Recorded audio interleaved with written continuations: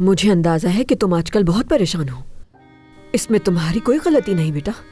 आखिर हिकमत ने तुम्हारी जान बचाने की खातिर अपनी जान दे दी और इसी वजह से तुम एहसास जुर्म का शिकार हो, लेकिन उसके खानदान की जिम्मेदारी तुम अपने कंधों पर उठा तो रहे हो।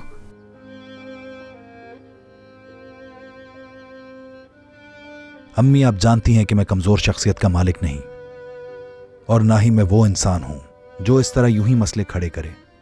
अगर मुझसे अनजाने में कभी कभार ऐसा हो जाता है तो इसमें क्या बुरी बात है। मुझे अफसोस है इस बात का, और क्या करूं मैं। अच्छा खैर, मुझे नाश्ते से पहले शावर लेना है। मैं आपसे नाश्ते पर मिलता हूं। समझ गए।